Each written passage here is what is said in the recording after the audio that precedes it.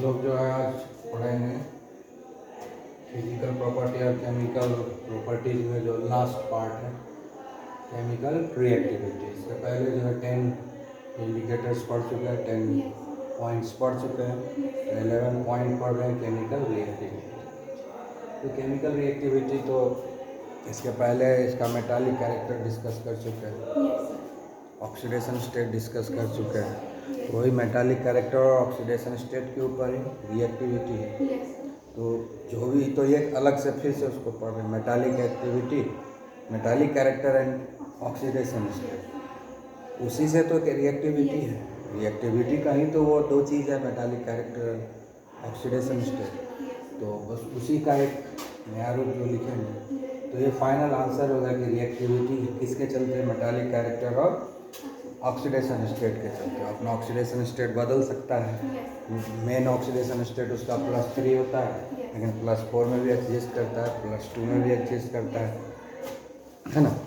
तो उस तरीके से जो है हम लोग देखेंगे किस किस तरह का ये कंपाउंड बनाता है ना। प्लस ज़्यादातर बनाएगा +3 वाला ही, कहीं कहीं +2, कहीं कहीं +4 ऑक्सीडेशन स्टेट वाला कंपाउंड बनाएंगे। यही तो एक केमिकल रिएक्टिविटी है।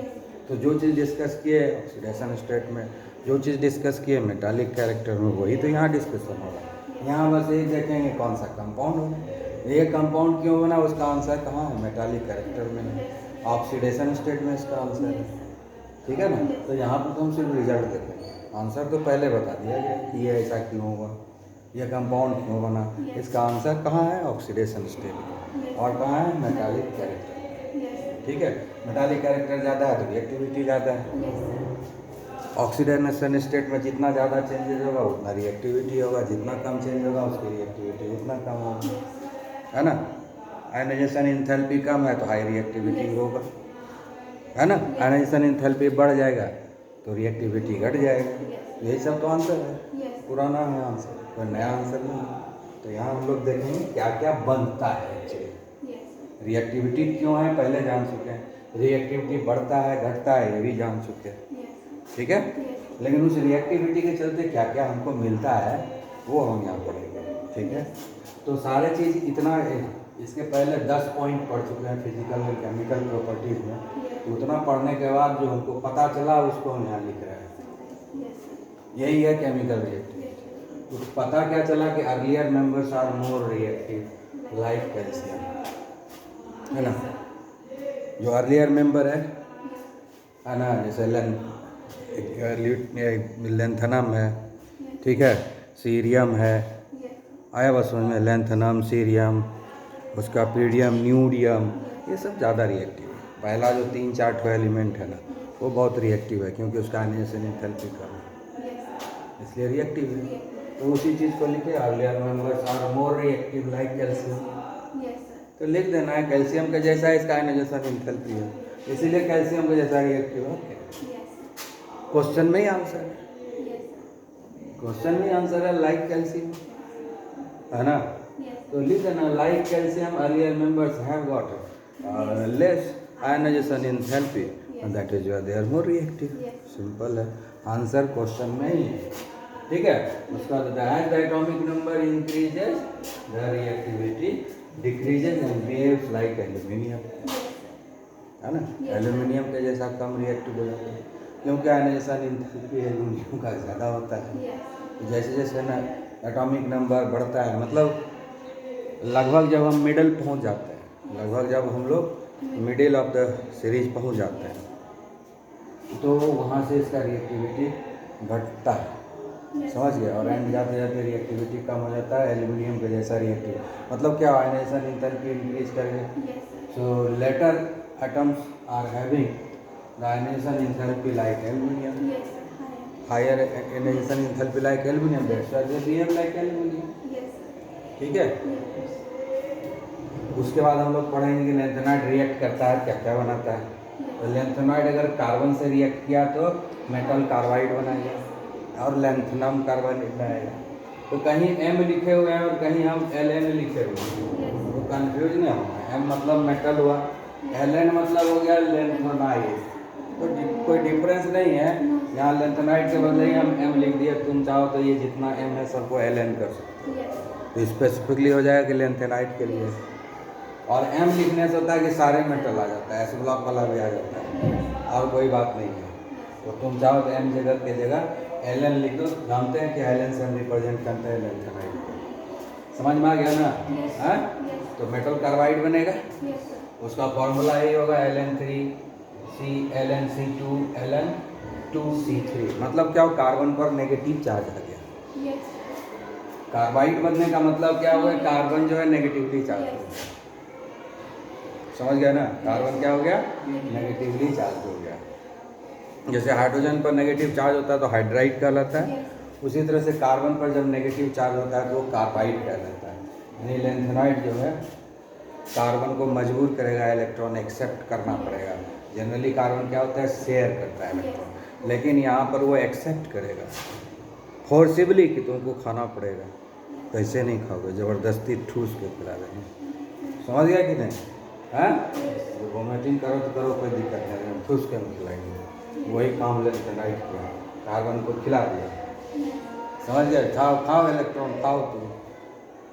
समझ गया कि अच्छा लगे चाहे नहीं खाओ, तो खाएगा तो क्या हो, नेगेटिव चार्ज आ गया। ठीक है, ये हो गया हमारा। समझ गया कि नहीं? Lanthanide carbide. तो जैसा नाम रहेगा, लेंथेनम रहेगा तो लेंथेनम कार्बाइड, सीरियम रहेगा सीरियम कार्बाइड, न्यूडियम रहेगा तो न्यूडियम कार्बाइड। जैसा नाम रहेगा वैसा लिखना है। ठीक है ना? इसमें mono carbide, di carbide, tri carbide, तीनों नाम अलग लिखना। एक कार्बन है तो मोनो कार्बाइड, इसमें 2 कार्बन है डाई कार्बाइड, इसमें 3 कार्बन है तो ट्राई कार्बाइड, क्योंकि 3 तरह का कार्बाइड बना रहा है, इसलिए डिफ्रेंशिएट करना पड़ेगा हमको। अगर एक ही तरह का मिलता तो सिर्फ कार्बाइड मिलेगा, लेकिन यहाँ पर 3 तरह का कार्बाइड बन रहा है, तो सबको डिफ्रेंशिएट करना पड़ेगा, mono carbide, di carbide, tri carbide. ठीक है, समझ में आ गया? इसके बाद लेंथेनाइड अगर हाइड्रोजन से रिएक्ट करता है हाइड्राइड बनाता है, हाइड्रोजन पर एक नेगेटिव चार्ज आ जाएगा। ठीक है, तो इसका भी फॉर्मूला हो जाएगा LnH3। ठीक है, उसी तरह से लेंथेनाइड ऑक्सीजन से रिएक्ट करता है तो ऑक्साइड बनाता है। ठीक है, लेकिन जो नॉर्मल जो मेटल ऑक्साइड है और ये मेटल ऑक्साइड है, अंतर है। लेंथेनाइड ऑक्साइड जो भी है, ये जब वाटर से रिएक्ट करेगा तो इनसॉल्युबल हाइड्रोक्साइड बनाएगा, ये अंतर है। बाकी मेटल का जो है ऑक्साइड वो वाटर सॉल्युबल होता है, हाइड्रोक्साइड है ना, sodium hydroxide, potassium hydroxide, calcium hydroxide, सब घुलता है पानी में, कुछ न कुछ घुलता है, कोई ज़्यादा घुलता है, कोई कम घुलता है, लेकिन ये घुलेगा नहीं। लेंथेनाइड का जो ऑक्साइड है फॉर्मूला होगा M2O3। ठीक है, पानी में के साथ रिएक्ट करेगा और रिएक्ट करने के बाद वो बनाएगा हाइड्रोक्साइड जो इनसॉल्युबल होगा, घुलता नहीं है। ये डिफ्रेंशिएट हो गया कि नहीं? बाकी से हम इसको अलग कर लेंगे। अगर ये डी ब्लॉक एलिमेंट या और किसी के साथ मिक्स है तो हम क्या करेंगे, इसको हाइड्रोक्साइड में कन्वर्ट कर देंगे, बाकी घुल जाएगा, ये नहीं घुलेगा, सेपरेशन कर देंगे।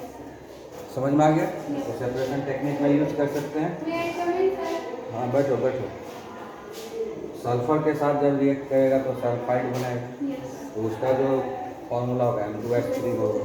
ठीक है, उसके बाद नाइट्रोजन के साथ रिएक्ट करेगा तो नाइट्राइड बनाएगा। ठीक है, वाटर के साथ डायरेक्टली रिएक्ट करेगा तो ये बनाएगा हाइड्रोक्साइड जो इनसॉल्युबल वाटर है, साथ में हाइड्रोजन गैस रिलीज करेगा। हेलोजन के साथ रिएक्ट करेगा तो हेलाइड बनाएगा LnH3 के फॉर्मेट में। ठीक है, एसिड के साथ रिएक्ट करेगा तो सॉल्ट बनाएगा और साथ में हाइड्रोजन गैस बनाएगा। ठीक है, और हाइड्रोक्साइड रहे चाहे ऑक्साइड रहे, हाइड्रोक्साइड रहे चाहे ऑक्साइड रहे, दोनों कार्बन डाइऑक्साइड से रिएक्ट करते हैं। ठीक है ना? लेंथेनाइड का ऑक्साइड हो या हाइड्रोक्साइड हो, हाइड्रोक्साइड हो या ऑक्साइड, दोनों ही कार्बन डाइऑक्साइड से रिएक्ट करता है और दोनों सेम प्रोडक्ट बनाता है, और वो है कार्बोनेट, वो है लेंथेनम कार्बोनेट। ये याद रखना। तो यही सब रिएक्टिविटी है। समझ में आ गया?